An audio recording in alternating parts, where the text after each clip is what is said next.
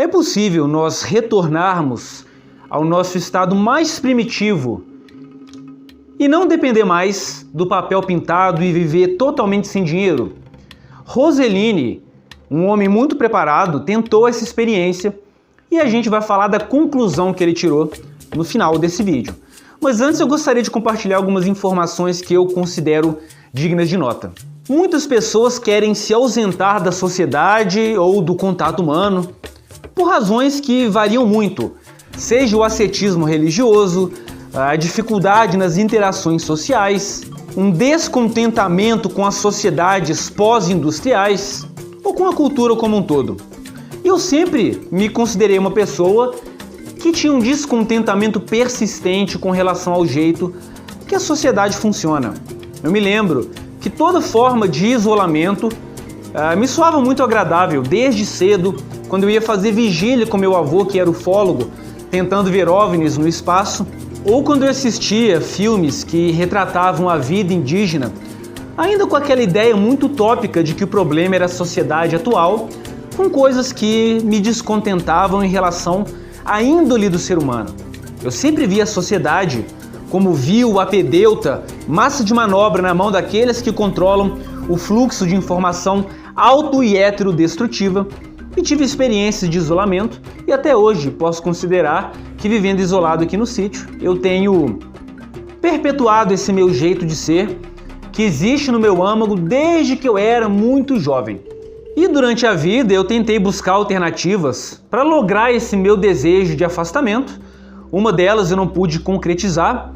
Na escola de inglês em que eu trabalhava, tinha um cara que tinha passado um tempo num mosteiro eremita, né? Diferentemente dos mosteiros cenobitas, em que há uma forma de sociedade ali dentro, no mosteiros de caráter eremita, o homem vive a sua vida sozinho. E até tem um mosteiro no Rio Grande do Sul, de estilo semi-eremita, e eu cogitei a possibilidade de passar algum tempo lá e ver como seria a experiência, mas infelizmente eu não logrei essa minha aspiração. E um outro experimento que eu fiz quando eu tinha meus 22 ou 23 anos, nesse mesmo sítio em que gravo agora, eu fiquei 3 meses isolado, sem contato humano quase nenhum, né? Foi uma experiência agregadora, mas a solidão ela é muito viciante, né? O nosso cérebro muda quando a gente se isola, né? E contrário à expectativa de muitos, para pior. Existem inclusive estudos que mostram que há um processo de desmielinização cerebral e até mesmo alterações do sistema imunológico, né? Com enfraquecimento do sistema imune. Gostemos ou não, o ser humano é um ser social. Então, herdado do meu avô, esse livro aqui, muito interessante, conta a história de vários homens, né, no Tibete, antes da invasão comunista da China. E lá homens habitavam as montanhas, né, eram quase como bestas fera que só comiam o que os turistas levavam ou que as pessoas da comunidade levavam, que é uma cultura diferente da nossa, né? Essas pessoas que se afastam da sociedade têm um apoio, né, dos membros da comunidade, por assim dizer. E a epítome do afastamento e do isolamento, que é pública e notória, tanto que virou filme, né, que é o caso do Chris McCandless Supertramp. Eu tenho esse livro aqui, que eu ganhei, né, de presente de uma professora de inglês com quem eu trabalhei. É um livro em inglês e ele veio diretamente, cavalheiros, de Fairbanks. Então eu tenho uma grande estima por esse livro aqui, guardo com muito carinho. Já o li 2 vezes em inglês e 2 vezes em português, é um livro que eu gosto muito, né? Dista muito do enredo do filme, é muito mais complexo, porque fala da trajetória de outros homens como Roseline, né, que a gente vai falar hoje, e nos dá uma visão do destino daqueles que tentam se enveredar por caminhos radicais na tentativa de acalmar alguma turbulência interna ou simplesmente mesmo de dizer adeus para tudo que a gente concebe como sociedade, né, comunidade, e viver uma vida de profunda solitude. Um conhecido meu, nessa tentativa de acalmar esse demônio interior que alguns parece que nascem com ele dentro de si, desanimado, né, até dessa questão meio clichê do que a gente considera sociedade, de valores europeus, cultura judaico-cristã, vendeu a moto dele e foi se aventurar lá para os lados da Amazônia para conhecer uma tribo indígena. Eu não sei por que cargas d'água, né? Ele voltou de lá muito desanimado. Hoje ele é morador de rua por opção, porque a família dele tem uma condição financeira até muito boa.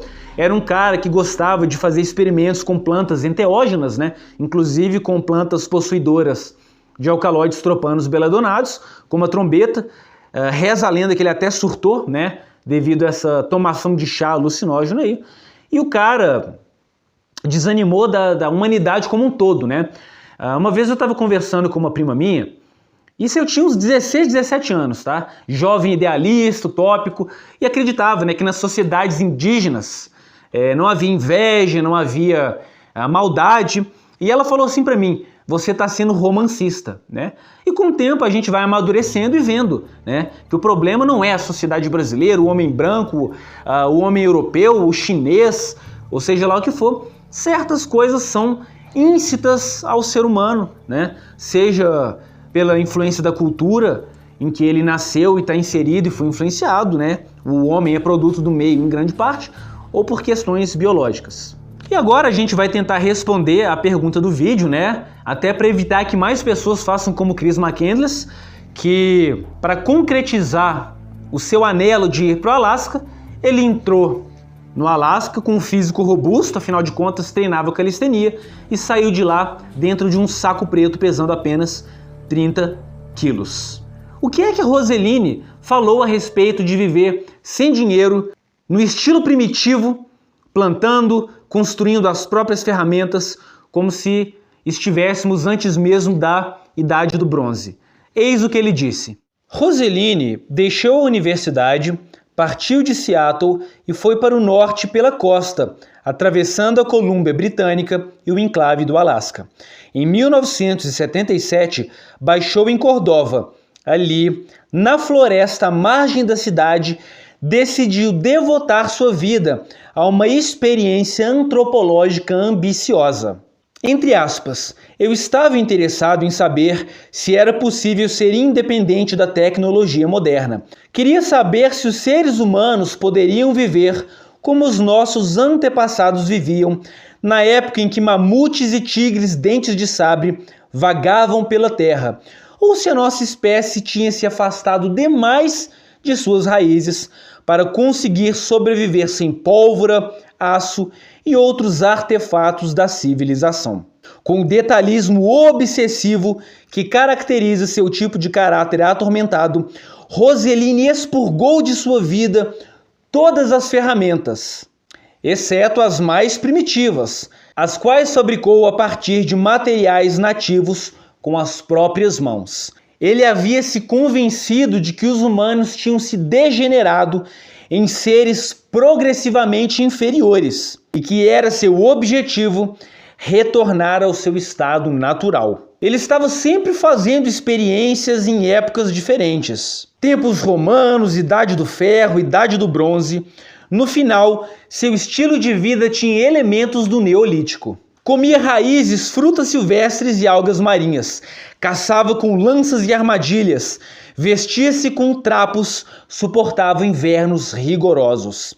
Parecia ter prazer com as dificuldades. Sua casa acima da Angra dos Hippies era uma choupana sem janelas que construíra sem ajuda de serra ou mesmo machado. Ele passava dias batalhando para cortar um tronco com uma pedra afiada. Como se a mera subsistência conforme suas regras autoimpostas não fosse árdua o suficiente, Roseline também se exercitava compulsivamente, sempre que não estava ocupado em obter alimento. Preenchia seus dias com calistenia, levantamento de peso e corrida, e muitas vezes com um saco de pedra nas costas. Durante o verão, cobria 29 quilômetros por dia. Depois de toda essa experiência, em uma carta a um amigo, ele concluiu: comecei minha vida adulta com a hipótese de que seria possível tornar-me o nativo da Idade da Pedra. Por mais de 30 anos, tá pessoal? Programei-me e condicionei-me para essa finalidade. Nos últimos 10 anos, diria que experimentei de fato a realidade física, mental e emocional da Idade da Pedra. Mas para tomar emprestada a expressão budista, finalmente chegou o momento do cara a cara com o definitivo para a realidade. aprendi que não é possível para os seres humanos, tal como conhecemos, viver da Terra. Esse foi então, amigos, a conclusão de um homem que passou 30 anos fazendo os mais diversos experimentos. Nós não temos mais o físico necessário para retornarmos ao nosso estado mais primitivo. E aí, qual a sua opinião? Você concorda com Roseline? A gente se vê no próximo vídeo. Valeu e até a próxima!